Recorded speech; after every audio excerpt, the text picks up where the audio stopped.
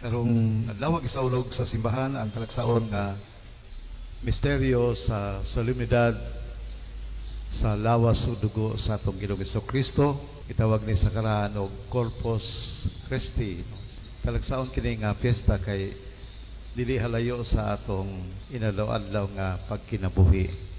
Makigsunan lang piyesta o solemnidad sa lawas ug dugo ni Kristo, magpahinumdom kanato sa talagsaon nga buhat sa Dios kanato, sa iyang pagkamanghiyatagon sa iyang bugtong anak nga nahimong kalanon nato sa kinabuhi, nahimong pagtulunan nato nga mahimong usab kitang sama kang Hesus nga nagmanghiyatagon sa iyang panahon, panabang iyang kabalingon ngadto kanatong tanan. Asay kita nga ang kalibutan na sa daghang mga pagsulay, no? Gira sa Iran karon o sa Israel, gira sa Ukraine o sa Russia, sa mga lapit nga naay mga kagulian, daw mahadlo kita asa na makahaang atong simbahan karon, unsa nakahaang pinaiya sa mga tao, asa na man kita mahimutan karon. Ang ebanghelyo mapahinumdom kanato nga taliwala sa daghang makapagsulay, kalisdanan, kabalaka sa kinabuhi, ipahinumduman kita sa Ginoo nga ambitan nato ang pagkamangihatagon sa Ginoo kanato. Dili magutman lang tao kung naa ang pag-inambitay. Dili mabalakang tao kung naa kita sa kahiusa.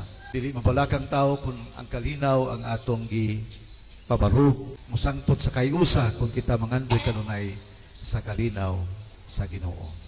Muna nga ang milagro sa pagdaghan sa panog isda, milagro usab nga atong gipangandoy kanunay nga nagsumikat, meaning talagsaon nga misteryo sa Santos nga Eucharistia, ang Santos nga misa nga hulagway sa pagkamangyatagon sa Dios kanato.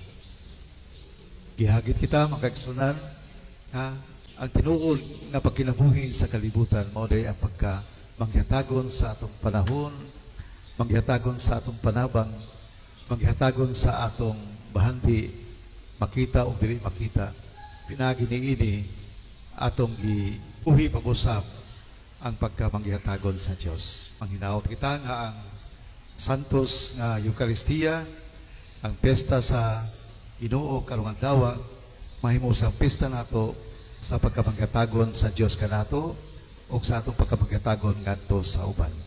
Atong iampo ang mga tawo nga way gikaon karon, mga tawo nga nahisalag tungod sa giyera, may salag tungod sa kawadon. Aduna pa'y mga taon ta magpagkatagon sa ilang panabang ngadto kanila. O kita po kabahin sa maong pangandoy. Hinaot pa unta.